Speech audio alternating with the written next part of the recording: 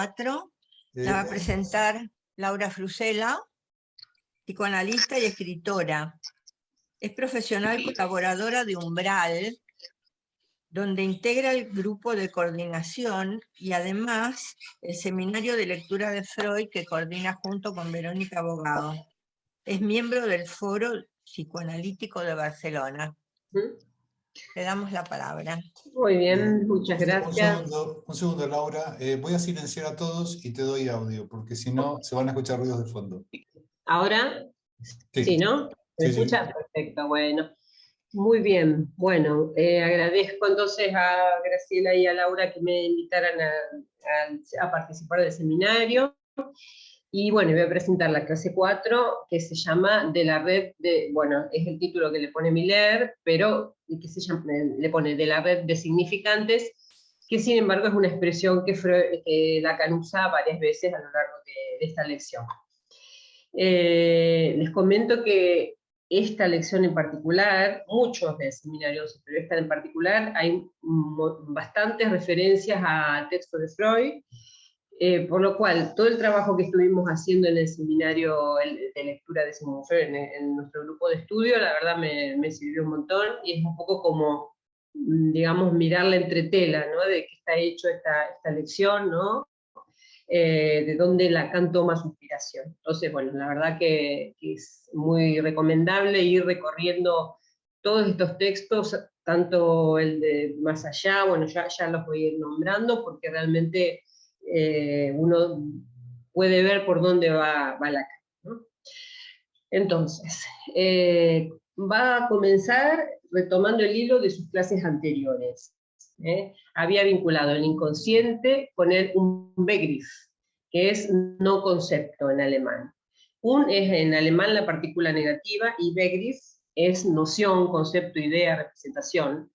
Entonces, quiere decir que el inconsciente no es un ente fijo, es algo no realizado, por eso usa la idea de no concepto, ¿no?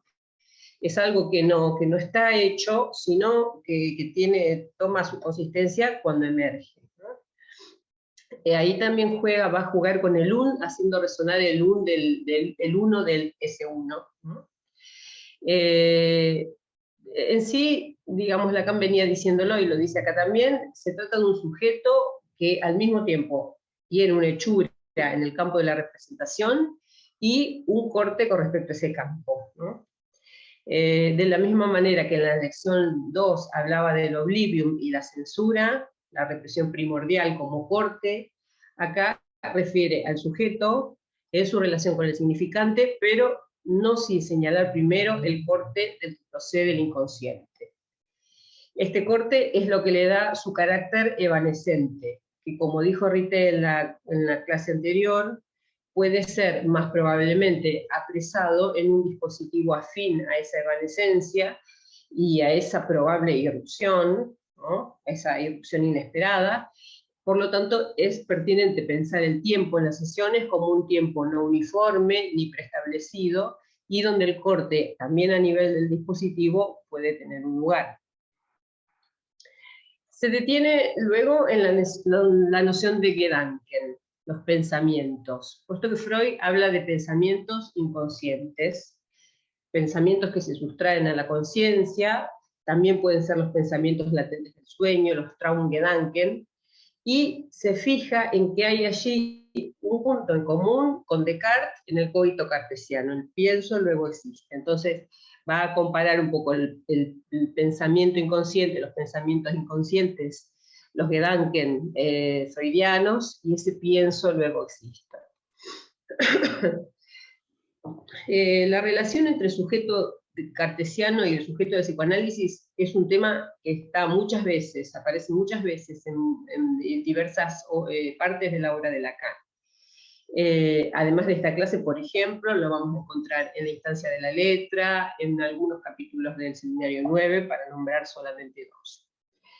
A simple vista podríamos decir, no diría nada más lejano del psicoanálisis que el cogito cartesiano, puesto que el cogito parece ser la fundación de un sujeto que se piensa a sí mismo, que se piensa pensando, autotransparente, como dice Derrida, y lo dice no solo de Descartes, sino de toda la metafísica, un ser donde prima la conciencia como presencia de sí ante sí, es decir, todo lo contrario al sujeto del psicoanálisis, que es un sujeto opaco para sí mismo. Sin embargo, Lacan lo va a alumbrar de otro modo.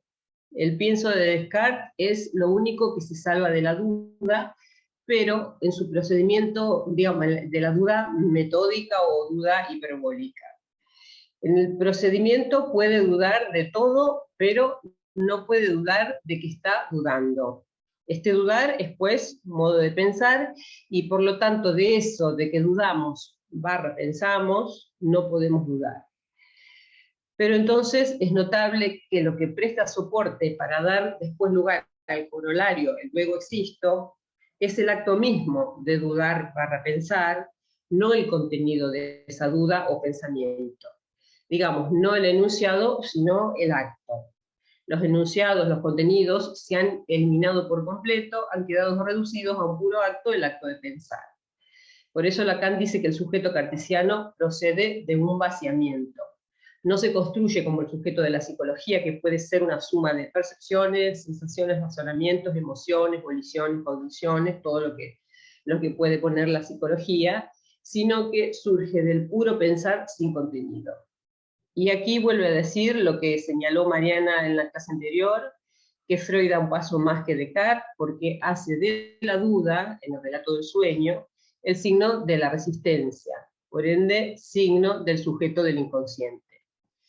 Y por lo tanto esa duda, a veces en forma de desmentida o negación por parte del sujeto al relatar el sueño, es el soporte de la certeza, Gewissheit. Freud dice ahí, donde el soñante duda, no hay que dudar, porque es una asociación que procede del material onírico, de los pensamientos latentes, los Traumgedanken del sueño. Y la duda no es más que la marca, el peaje que pagan esos materiales para pasar de un sistema del aparato psíquico a otro, de lo inconsciente a la conciencia, ¿no? Lacan juega acá con una figura, ¿no?, del colofón, que es esa marca en la última página del libro, que queda disyunta del material del libro, pues son las señas de materiales de su edición, ¿no? Entonces Lacan subvierte el código cartesiano, diciendo que lejos de ser transparente a mí mismo, pienso donde no soy, esto es, en los sueños. Y luego soy donde no pienso. Esto lo van a encontrar, por ejemplo, esta inversión de la frase, la van a encontrar, por ejemplo, en la instancia de la letra. Toma entonces la máxima freudiana. Wo es war, soll ich werden. Esta frase, ya sabemos, aparece al final de una de las nuevas conferencias de introducción al psicoanálisis, la número 31, titulada La descomposición de la personalidad psíquica, que termina con este fragmento. Esto es Freud, ¿eh? Dice, en efecto, su propósito, está hablando del psicoanálisis, es fortalecer al yo, hacerlo más independiente del super-yo, ensanchar su campo de percepción y ampliar su organización de manera que pueda apropiarse de nuevos fragmentos del ello. Donde ello era, yo debo advenir. Es un trabajo de cultura como el desecamiento del Zuiderzee. El Zuiderzee era una entrada del Mar del Norte en Italia, que bueno, daba muchos problemas, inundaciones a las tierras holandesas, por lo tanto se lo aisló mediante un dique, ¿no? Y posteriormente se fue secando cada vez más y construyendo pólderes. Es interesante la imagen, porque da la idea de que el yo se debe ir drenando, el ello se debe ir drenando hacia el yo. En La cosa freudiana o el sentido del retorno a Freud, que es un texto escrito del año 55, Lacan ya había hecho toda una reinterpretación de la máxima freudiana, criticando sobre todo la traducción al inglés, que es where the id was, there the ego shall be. E incluso más todavía critica la traducción al francés, le moi doit déloger le ça.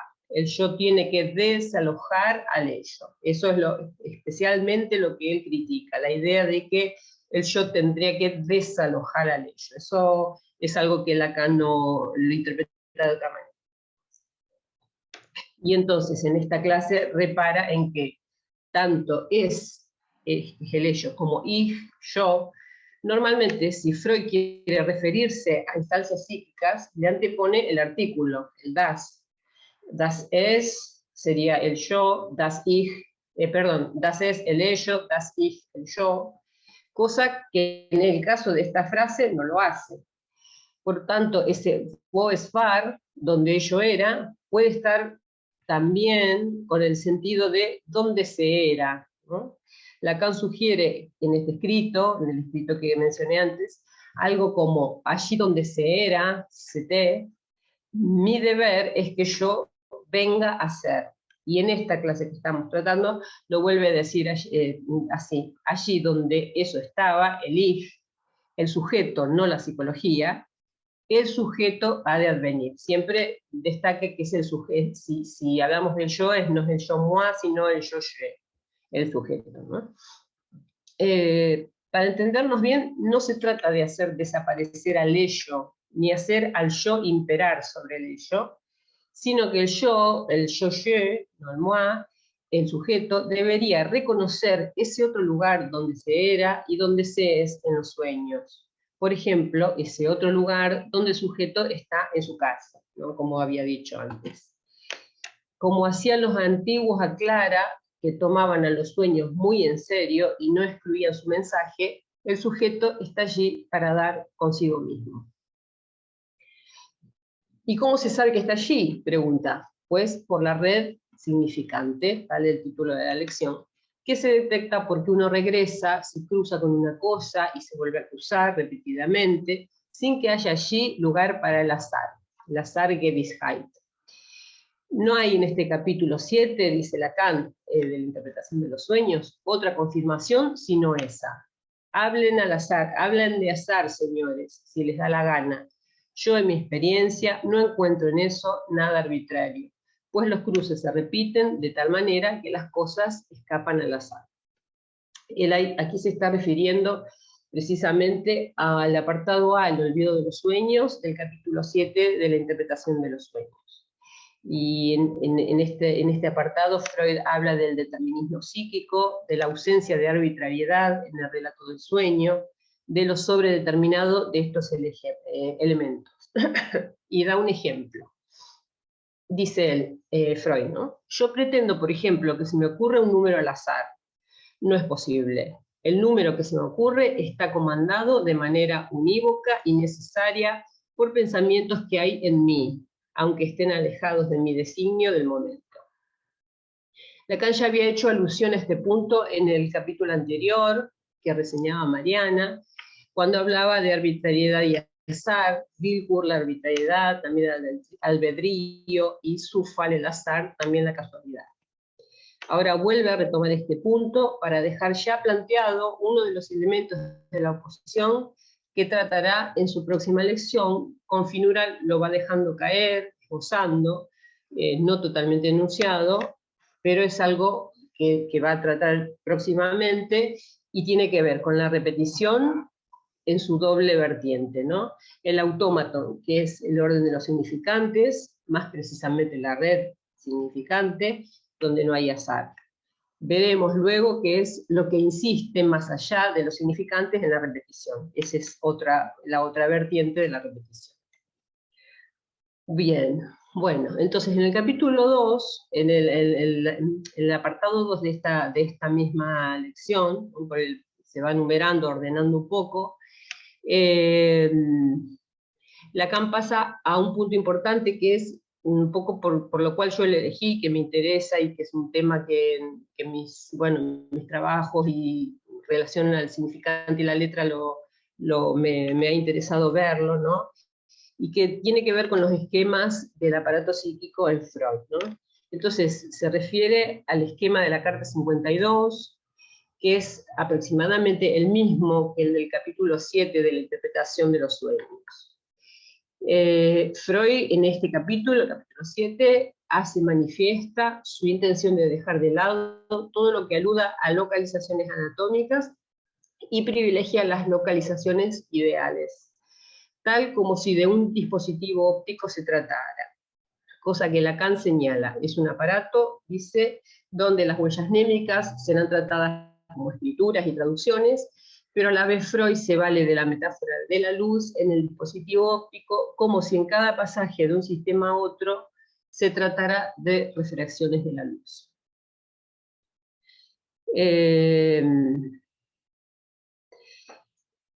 Este tema de los esquemas del aparato psíquico en Freud es otro de los temas recurrentes también, al menos en cierta primera parte de la obra de Lacan, ¿no?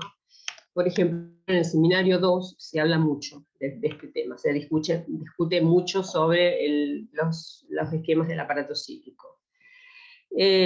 Allí, en este Seminario 2, señala el hallazgo de la intuición freudiana al concebir en los primeros esquemas la percepción y la conciencia como separadas por el inconsciente, a pesar de que el acto de percibir y de hacer consciente esa percepción nos parece una única y misma cosa. En realidad, no sé si querrías, Alejandro, compartir el sí, ahí está. Sí, es el de arriba, ¿ven? Se puede ampliar, bueno, ya lo conocemos todos, es el famoso, ¿no? Del peine. Entonces, en realidad no figura la palabra conciencia en ninguna parte, pero por lo que va diciendo Freud, se sobreentiende que está situado en el polo motriz, ¿no? Entonces, verán que está la P de percepción, las huellas némicas, que son los signos de la percepción que se van traduciendo y retraduciendo por distintos mecanismos, ¿no? Por analogía, primero por simultaneidad, luego por analogía o contraste, etc. Luego llega al inconsciente, de ahí el preconsciente, y finalmente la M de polo motriz. Claro, si uno mira este primer esquema, la conciencia no aparece, ¿no? Pero sí que se puede deducir de todo lo que Freud va diciendo, ¿no? Entonces, en un esquema bastante posterior, que ya tiene que ver con la segunda tópica, lo encontramos en el yo y el ello, que es el esquema de abajo, ¿no? Aparecen juntas percepción y conciencia en un mismo sistema, que es el Farnemund-Vetustei. Ahí ya tenemos, si lo ven ahí arriba, percepción, conciencia, y bueno, luego tienen el preconsciente, el yo, el ello, lo reprimido, ¿no? Ya está, si lo quieres lo puedes sacar. Volviendo atrás, tanto en el esquema de la carta 52 como en los otros de la interpretación de los sueños, la ubicación de la conciencia, bueno, es compleja. No está, pero y a la vez es compleja, ¿no? Como dije, ni siquiera está colocada la palabra, y al mismo tiempo su lugar es doble. Por un lado, se situaría junto a la percepción en calidad de anudamiento fugaz. Él dice anudamiento, percepción al que se anuda conciencia, dice Freud, que da paso a las transcripciones inconscientes, y por otro lado, en el polo final del esquema, el polo motriz, y en este caso ya se trata de la conciencia como sistema, como punto terminal, al que se llega luego de todo un pasaje por las distintas transcripciones y retranscripciones de las huellas némicas inconscientes, y por supuesto, previo pasaje por el sistema preconsciente. Una famosa nota al pie en este capítulo 7, la nota es muy posterior, es del año 19, nos confunde todavía un poco más respecto de esta doble localización de la conciencia. La nota dice: la ulterior ampliación de este esquema de desenvolvimiento lineal deberá incluir el supuesto de que el sistema que sigue al preconsciente es aquel al que tenemos que adscribir la conciencia. Hasta ahí, todo bien. Pero luego dice, vale decir P igual C, es decir, percepción igual conciencia, ¿no? Entonces, en el seminario 2, que mencionaba antes, Lacan, el seminario 2 es el yo en la teoría de Freud en la técnica psicoanalítica, les recomiendo si les interesa el tema. Uno de los participantes, Balábrega, sugirió que en realidad este esquema, aunque se presente como un paralelogramo, debería pensarse como un cilindro, ¿no? De este modo se juntaría la conciencia propia de la percepción con la conciencia cogitativa que está al final del esquema, en el polo motriz, y que a la vez es una conciencia que dominaría la motilidad voluntaria, ¿no? Cuando él hace esta propuesta, Lacan no dice que sí, no lo deja ambiguo, no le dice que sí, que realmente es un cilindro, mantiene un poco la paradoja, y dice que Freud nos presenta como unidad la conciencia, algo que está descompuesto en dos extremos. Dice entonces en ese seminario, la manera en que este está construido tiene la singularidad de representar como disociados en los dos puntos terminales el revés y el derecho de una misma función, a saber, la percepción y la conciencia.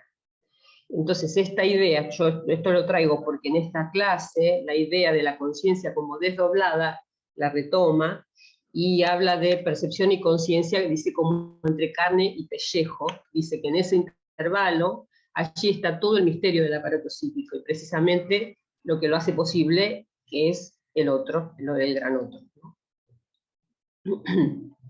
Entonces retoma la cuestión de los Wahrnehmungszeichen freudianos, los signos de la percepción, que Lacan nunca ha dudado en considerar como significantes, nunca le da posibilidad a que sean, por ejemplo, letras, ¿no? Porque ha habido con Derrida una discusión sobre si eran significantes, si eran letras, él siempre dice son significantes. Esto es importante, porque nunca son el puro dato mundano, ni siquiera en Freud. Por algo le llama signos de la percepción. No dice percepción simplemente, sino signos de la percepción. Ya lo había dicho Lacan digamos de la misma manera, lo había dicho unas clases antes, había dicho en la segunda, la naturaleza proporciona, por decirlo con sus palabras, significantes, ¿no? Y estos significantes organizan de un modo inaugural las relaciones humanas, proporcionan sus estructuras y las modelan. No hay percepción pura de la realidad, ella llega siempre tamizada, moldeada por lo simbólico, aún en el recién nacido que no habla. Estos signos primarios se perciben en una sincronía, es decir, llegan al aparato psíquico simultáneamente. Y es en el pasaje por el inconsciente donde se ordenan, pasan de la simultaneidad a otros modos de organización, por analogía, por contraste, por similitud. Lacan lo dice claramente, la diacronía está orientada por la estructura, es decir, por la organización, la organización diacrónica, lineal en el aparato psíquico, constituye una especie de modulación de la sincronía significante que espera el sujeto. De allí que los modos privilegiados de la asociación inconsciente sean la metáfora y la metonimia, modos de organización de los significantes que se expresarán al hablar, esto es, la diacronía del discurso, la cadena hablada. En este plano, dice Lacan, no hay milagros. Estamos en la vertiente del autómaton, la red significante, a nivel de la sobredeterminación freudiana. La rememoración no es la reminiscencia platónica, no se trata de una huella que vuelve a hacerse presente. El retorno de lo reprimido, el Wiederkehr, se da siempre por medio de los significantes. Dice esto, pero a la vez mantiene la atención con ese otro orden que va bordeando, que atañe la repetición y que va más allá del orden simbólico. Entonces, y a propósito de los esquemas freudianos del aparato psíquico, agrega algo, la cuestión de la alucinación, ¿no? Bueno, paso por alto la referencia al teteto, sin embargo podemos notar que ese diálogo de Platón trata de las relaciones entre saber, conocer y la percepción, ¿no? Pero bueno, lo voy a pasar porque si no, no podemos agotar todo, ¿no? Volviendo a la alucinación. ¿Cómo explica Freud la alucinación? Para Freud sería lo que ocurre cuando la huella anémica resulta deslocalizada del sistema inconsciente y pasa a la conciencia, que es lo que ocurre en la alucinación psicótica. El recuerdo, hasta el más vivo, se distingue de la alucinación, tanto como de la percepción exterior, porque por intenso que sea, conserva la carga en el propio sistema anémico. Por el contrario, la alucinación no se distingue de la percepción, pues nace, y esto es una cita de Freud del yo y el ello, nace cuando la investidura no solo desborda desde la huella anémica sobre el elemento P, o sea, la percepción, sino que se traspasa enteramente a este, ¿no? al elemento P, a lo perceptivo. El problema de la alucinación es algo que ocupa bastante a Freud a lo largo de su obra, en el cual se suceden diferentes hipótesis para comprender la génesis de lo que él llama signo real objetivo. La explicación coincide con la del sueño, que es alucinatorio. Ambos, la huella anémica del recuerdo, en ambos, o sea, en la alucinación y en el sueño, la huella anémica del recuerdo pierde su anclaje en el sistema inconsciente, sufre una regresión, y así, inervando el sistema percepción-conciencia, vuelve a ser vivenciada como una percepción real. En el sueño y en la alucinación, el sentido excitatorio es regrediente, va de las huellas anémicas al polo perceptual, excitando las neuronas perceptivas. En tanto, el sentido de lo que ocurre en la vigilia es progrediente, va del polo perceptual hacia los otros estratos del aparato psíquico.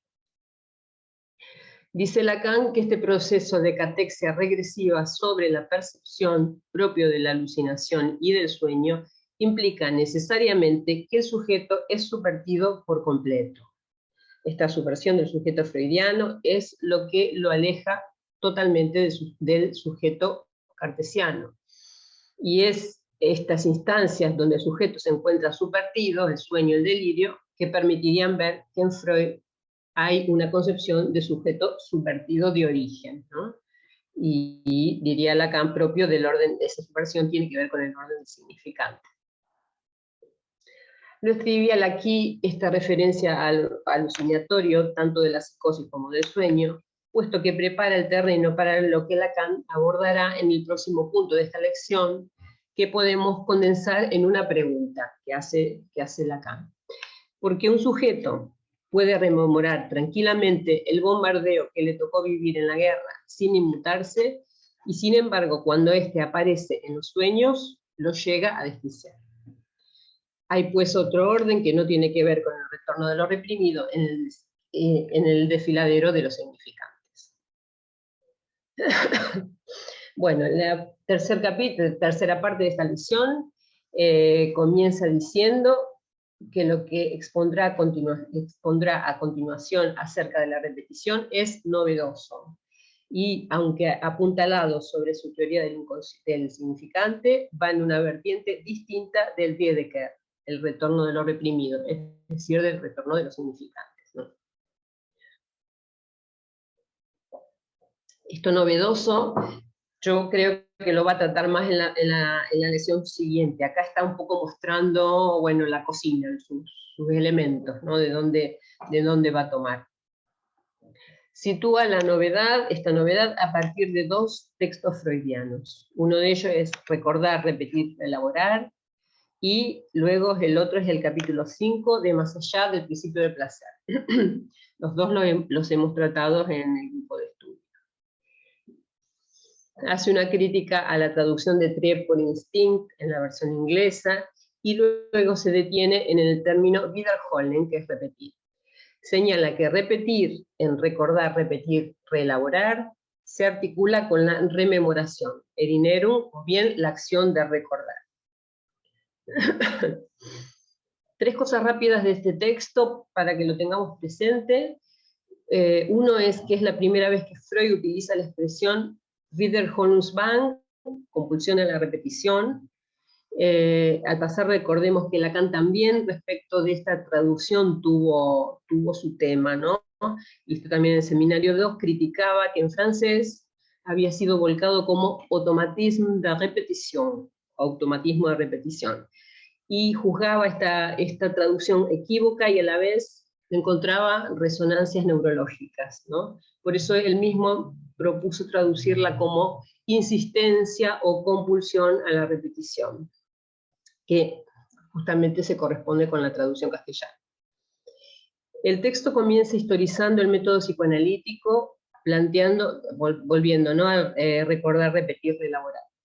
Empieza historizando el método psicoanalítico, planteando cómo fue que la llamada abreacción, que era una especie de descarga que se daba en el plano de los afectos, cuando un recuerdo era localizado por medio de la hipnosis, fue reemplazada por la rememoración mediante la asociación libre y el esfuerzo de vencer las resistencias que tienen lugar a partir de la regla fundamental del decir todo lo que viene a la mente, ¿no? Freud plantea también en este artículo, en este escrito, claramente que el paciente en análisis en general comienza no recordando, sino actuando, no reproduciendo lo reprimido como recuerdo, sino como acto. En este contexto, la transferencia es una pieza más de la compulsión a la repetición. Si se la aprovecha adecuadamente, será una herramienta muy poderosa para vencer la resistencia, ganándole terreno a la rememoración y restándolo a la actuación repetitiva. Volviendo a Lacan, lo dice en estos términos: la rememoración biográfica funciona, sí, pero hasta que se topa con un límite, que es el límite de lo real. El pensamiento evitaría al sujeto el encuentro con la cosa, que sin embargo estaría rondándole todo el tiempo, puesto que se trata de lo real, y lo real, ya sabemos, es lo que vuelve siempre al mismo lugar. Pensemos en la función que tienen los pensamientos recurrentes, o la rumiación en el obsesivo, que siempre termina fracasando en su intento por alejar lo real. En los comienzos del psicoanálisis con las histéricas, dice Lacan, la cosa funcionaba porque estaba bien dispuesta a la rememoración, estaban bien dispuestas a la rememoración, auspiciadas por un deseo que sostenía el lugar paterno de Freud. Y dice Lacan, ni en este texto ni en ningún otro, Freud relaciona la abreacción catártica con la compulsión a la repetición. Dice, wiederholen, o sea, repetir, no es reproducir. La abreacción fue reemplazada por rememoración, y la repetición no se da como un estallido afectivo al localizar un recuerdo, y menos como una reproducción del trauma, sino como algo del orden del acto. Acá Lacan cita una frase muy famosa de Freud sobre la dinámica de la transferencia, del año 12, del 1912, que es un texto muy cercano en tiempo, porque recordar, repetir, elaborar es el 14. La frase es: nadie puede ser ajusticiado, in absentia o in efficie. Esta frase Lacan a lo largo del seminario la repite 3 veces. Una efigie es una representación de una persona en una pintura o en una escultura. En los procesos judiciales propios del antiguo régimen, particularmente inquisitoriales, cuando no se podía contar con la presencia del reo, se procedía a enjuiciarlo o condenarlo en efigie, es decir, utilizando una efigie, un dibujo, un cuadro, algo que lo representara, y a la que se ajusticiaba en su lugar. Por ejemplo, se ahorcaba, se decapitaba o se quemaba, ¿no? Lo cual no era más que una farsa. Es interesante entonces esta analogía que hace Freud, es como si dijera que para elaborar algo ligado a ciertas imagos, digo imagos porque en ese artículo usa la palabra imago, no basta con representarlo, puesto que una pintura es una representación. Hace falta encarnarlo, y es el analista quien lo va a encarnar. No alcanza a contraer la representación de estos personajes de la novela familiar al discurso, sino que hace falta reconducir sus investiduras. Y se reconducen hacia el analista en el contexto de la transferencia, en un registro que excede al de lo simbólico. Entonces, decía yo que aparece 3 veces en este seminario, pero por momentos resulta equívoco, ¿no? En esta clase que estoy tratando, lo dice en estos términos, en unos términos que a lo mejor podría dar la idea de que acentúa solo lo simbólico. Dice, solo que Freud nos indica, cuando da los pasos siguientes, y no tarda mucho en darlos, que nada puede ser captado, destruido, quemado, sino, como se dice, de manera simbólica, in effigie, in absentia. Entonces, bueno, dicho así, podría parecer que está enfatizando la cosa simbólica, ¿no? pero en las otras 2 veces que aparece esta cita está más claro que va en la misma dirección de Freud, es decir, que a la efigie hay que ponerle carne, hay que ponerle cuerpo para poder tramitar algo, para poder destruir si hace falta destruir también, ¿no? Y entonces en la página 62 dice, la relación con lo real que se da en la transferencia la expresa Freud en los siguientes términos, que nada puede ser aprendido in efigie, in absentia. Ahora bien, ¿acaso no se nos presenta la transferencia como efigie en relación con la ausencia? Solo a partir de la función de lo real en la repetición podremos llegar a discernir esta ambigüedad de la realidad que está en juego en la transferencia. Ahí está, digamos, articulando los 2 planos, el de la representación, que son los posibles como un fondo de ausencia, como que ocurre en toda sustitución, y por ende en el plano de lo simbólico, y el de lo real encarnado por el analista en la transferencia como objeto. Y es la tercera vez, bueno, es en la página 261, donde dice, bueno, otra vez, conviene recalcar aquí algo que siempre se elude, que Freud expone, y que no es mera excusa, sino razón de la transferencia, nada se alcanza in absentia, in efigie. Esto quiere decir que la transferencia no es por naturaleza la sombra de algo vivido antes. Ahí también está, va más en la dirección de darle consistencia real, ¿no? Volviendo al tema de la repetición, dice Lacan que no es una reproducción como las de las láminas que reproducen un cuadro famoso, sino que se trata de un acto. Y aquí nos invita a pensar en el seppuku harakiri, que dice, sería absurdo hablar de él como una conducta. Es evidente que se trata de un acto, ¿por qué? Porque se dirige a alguien para fastidiarlo. Aún siendo un acto, está enmarcado por una estructura, no es un puro real, tiene un destinatario, se hace honor a algo, es decir, tiene sus coordenadas simbólicas. Sobre el final de esta lección, Lacan retoma los planteos de más allá del principio de placer. La repetición, dice, hizo su aparición en los sueños traumáticos, a los que hice referencia más arriba, que son sueños que se apartan de la tesis de que todo sueño es una realización de deseos. Es decir, no obedecen al intento de obtener una ganancia de placer, por lo cual no se enmarcan en el principio del placer, sino más allá. La función de esta repetición de lo traumático sería dominar el acontecimiento doloroso, ¿no? Según nos dicen, comenta Lacan. Pero aquí la pregunta es, ¿quién es ese amo que ha de dominar? ¿Qué instancia sería la encargada de ese dominio? Acá se refiere claramente al texto freudiano que explica que este empuje a la repetición compulsiva ligada al trauma que intenta ser dominado por el aparato psíquico puede pensarse no contradictoriamente con el principio del placer, puesto que el objetivo de esta repetición es la homeostasis previa. Entonces, en más allá, en el punto 7, Freud dice, la ligazón es un acto preparatorio que introduce y asegura el imperio del principio de placer. El sueño repetido traumático intentaría amarrar la energía libre, aquella propia de los procesos primarios, transformándola en energía ligada, que es la que se encuentra en el proceso secundario.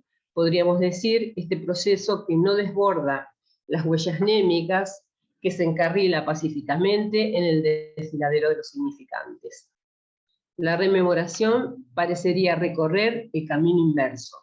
Por la vía de los significantes se va remontando hacia un foco, un centro que parece estar a punto de dar lugar a un acontecimiento revelado, pero termina por encontrarse con la resistencia del sujeto puesta en acto por la repetición.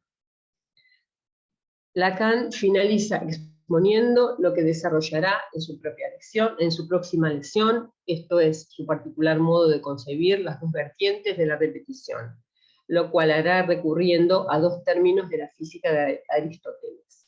Estos términos son el autómaton, que refiere a la insistencia en el plano de la red significante, o bien en la cadena simbólica, y la tige, que remite al encuentro con lo real. Y quiero terminar con una frase que me encontré estos días. Había una entrevista a Luis Guzmán, que es un psicoanalista y escritor, y él en esta entrevista toma una frase que la atribuye a Schopenhauer, pero después la investigué y parece que es de Borges, que es todo encuentro casual es una cita. Hasta ahí lo que...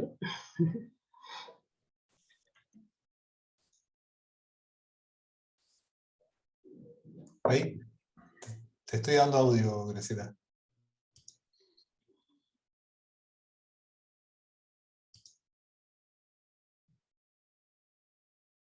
Sí, ahí está, ya estás. Bueno, muchas gracias, Laura, por tu Gracias. presentación tan exquisita. Y ahora abrimos un turno de palabras para ver quién quiere comentar o preguntar algo.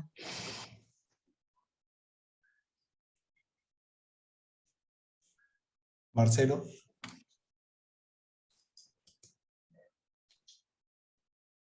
Sí, simplemente sobre el tema del peine. Hace ya bastantes años que Jean-Michel Vapereau ha hecho una escritura moebiana del peine y que resuelve de una manera matemática, topológica, la cuestión de la unión entre la percepción y la conciencia, que se produce por el acto, como tú vas señalando hacia el final de tu exposición. Creo que vale la pena repasar o volver a ese trabajo, porque yo creo que resuelve todas estas cuestiones, sobre todo por la retroacción que hay en juego. Claro. Ah, bien. Podría citar, Marcelo, el ¿Cómo? trabajo. Citar lo de Vaporó, el libro. Bueno, hay varios, pero está ahí en varios lugares, pero está en Estof, por ejemplo, Estofa.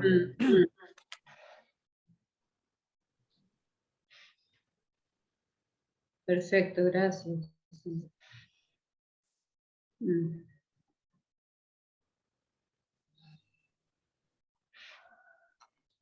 Bueno, mientras alguien se piensa la pregunta, yo querría hacer un comentario. Y es que da la casualidad de que en este momento estoy leyendo el capítulo 11 de L'Enor-Dup, el seminario 21. Y justo aparece otra vez un trabajo de Lacan sobre el Boes-Wacht-Verden, pero dando un paso más, porque dice, si es cierto lo que yo digo sobre el esquema del discurso analítico, entonces el analista tiene que estar en el lugar de la, ¿no? Y por lo tanto, el analista tiene que hacer advenir no al yo, sino a la. Pero en tanto analista, lo dice él, ¿no? Claro. Porque en realidad yo creo que cuando Freud dice donde el ello era el yo debe advenir, se está refiriendo digamos, a las pulsiones ligadas, al atravesamiento del fantasma, saber de qué. Pero en cambio, ese es el analizante, el que tiene que advenir. En cambio, lo que dice Lacan en este capítulo es referido al lugar del analista. Es interesante. Es en la clase 11 del seminario 21.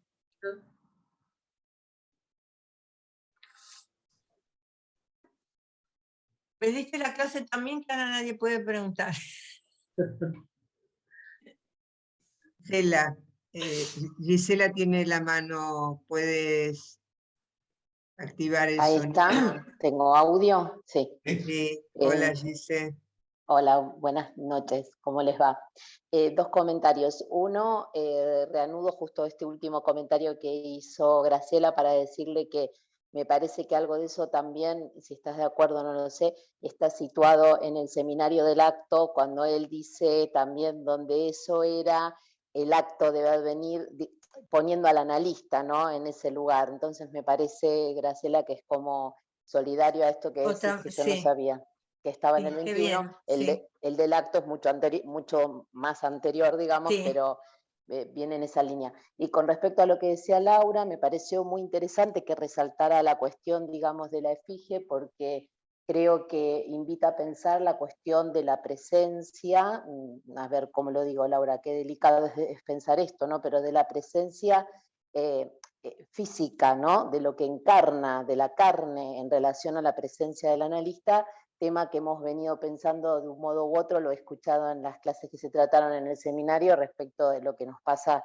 con el trabajo en la virtualidad, ¿no? Así que me parece que en este caso se trata como de hacer lo que vos trabajaste, me parece que fue como resaltar un poco también la necesariedad de esta presencia de la carne, ¿no? Tengo que decir carne porque me parece que es la palabra que más cabe. No sé, Laura, ¿qué te parece? El cuerpo de la Cuerpo también.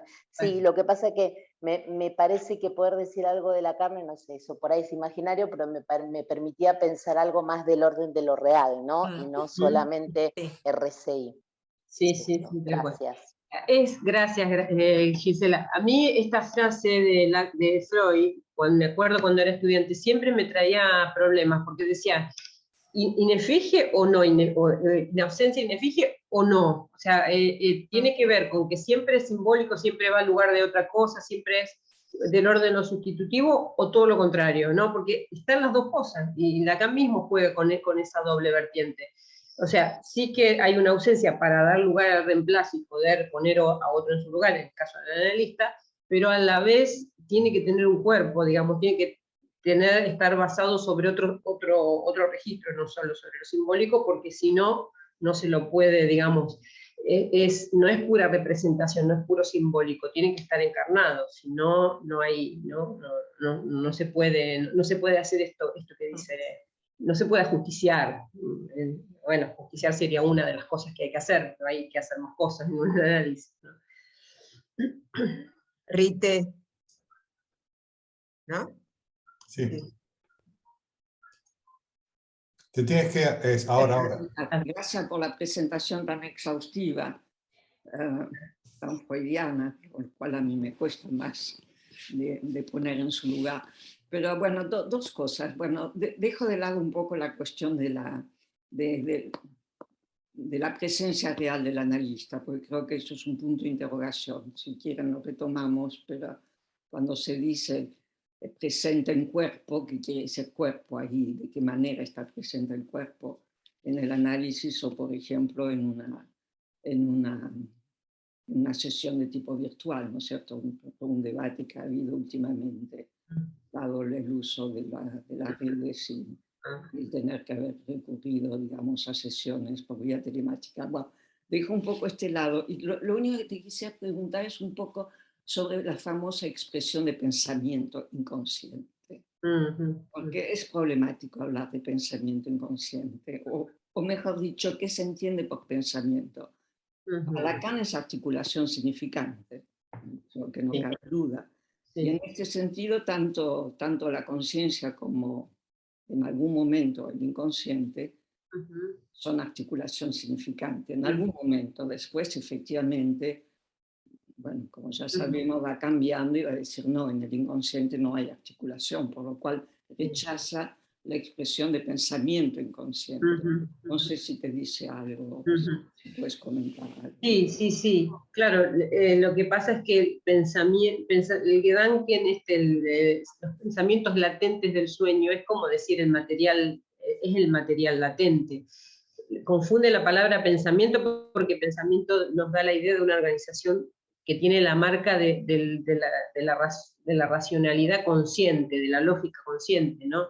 Pero Freud lo utiliza así como podría decir huellas némicas inconscientes, o sea, no como usa Gedanken para mí, no sé, lo usa sin darle la connotación de algo organizado como propio de la conciencia. Es un poco mi idea, ¿no? No sé si será, pero yo creo que es así. Sí, quería agregar algo yo. Tal vez es lo que habíamos trabajado en una conferencia en el grupo de estudio de Freud, que él hablaba de los contenidos latentes o contenidos manifiestos del sueño. Sí, como contenidos, más que como, claro, no pensamientos, digamos, son contenidos. Voy a dar la palabra a Eduardo, que tiene la mano levantada, después voy a comentar algo yo y le voy a dar la palabra a Laura para que cierre, ¿no? Bueno. Adelante, Eduardo. Ahí voy. ¿Se me oye? ¿Sí? Sí. Vale. No, simplemente a mí también siempre me hizo obstáculo, dificultad lo del pensamiento inconsciente. Y me las arreglé con el devenir. el pensamiento como, no exactamente un pensamiento estructurado, sino como un devenir de lo inconsciente. Y yo prefiero decir lo inconsciente que el inconsciente, porque el inconsciente siempre le da un lugar, y lo inconsciente es más lo que va aflorando, ¿no? Exacto, sí, sí, sí. Sí. Ayer vimos con Graciela la película Adieu Lacan, que mandamos, bueno, se podía ver este fin de semana y lo hemos compartido todo lo que pudimos por las redes, no sé si alguien más la ha visto. Es muy interesante.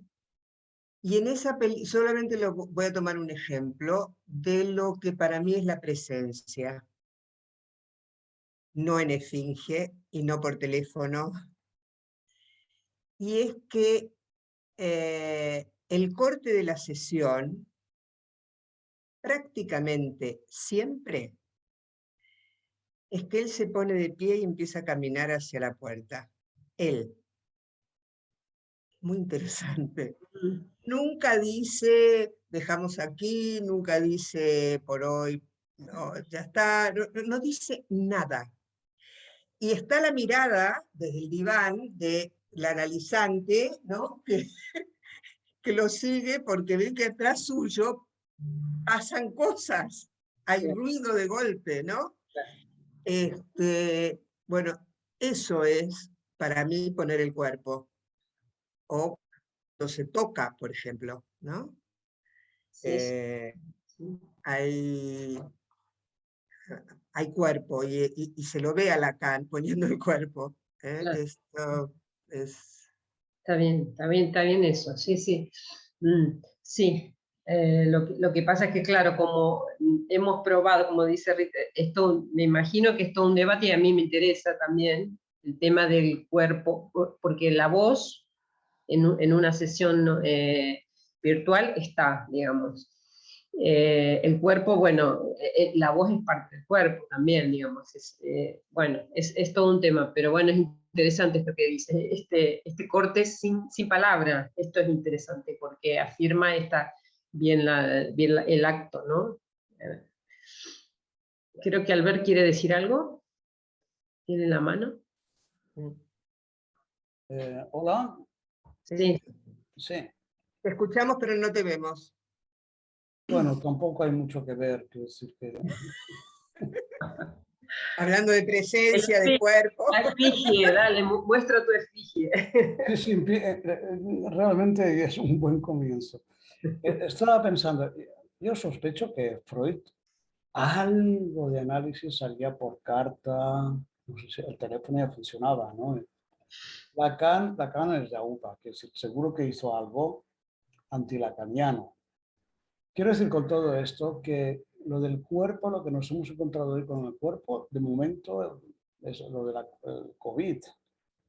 Entonces, en la situación actual y en los medios que tenemos al alcance, hay que revisar un poco lo que es la presencia del cuerpo. Porque en definitiva, el estar viéndose en una pantalla sería la presencia del cuerpo de un bien entrado siglo XXI. No sé si es una heterodoxia o herejía, pero creo que la cosa va por ahí.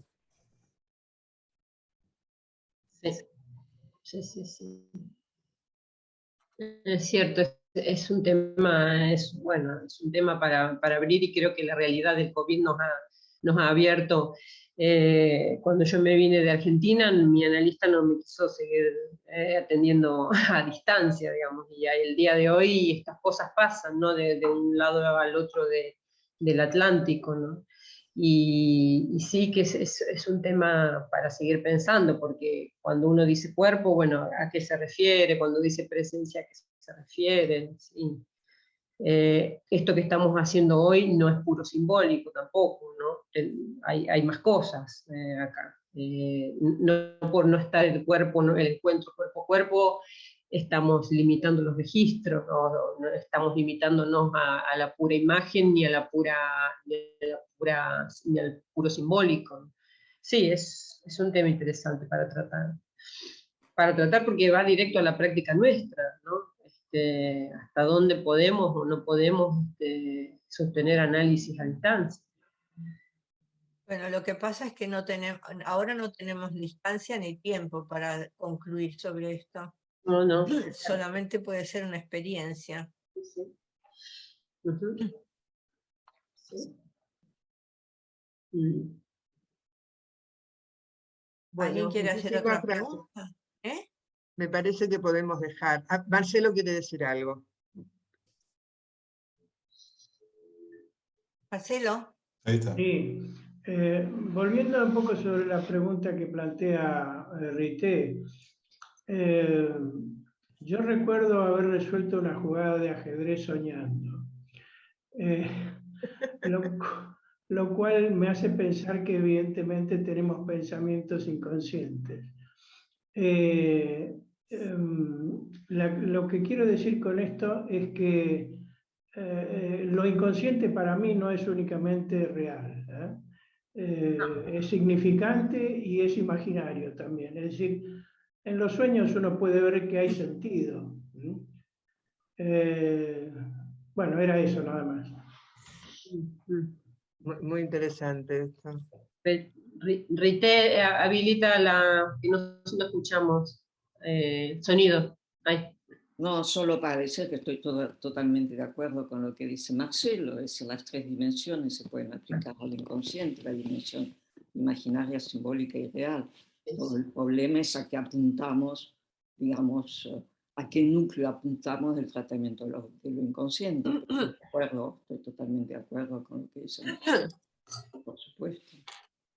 El imaginario está a fondo, ¿no? En los sueños, es evidente. El problema es en el síntoma, digamos, donde lo que hace diferencia entre las formaciones del inconsciente y el síntoma, que si bien es una formación del inconsciente, tiene otro estatuto que las otras formaciones del inconsciente. Y la cuestión de lo real se plantea a nivel más del síntoma. Bueno, nada más, pero estoy de acuerdo con lo que dice Marcelo, por supuesto.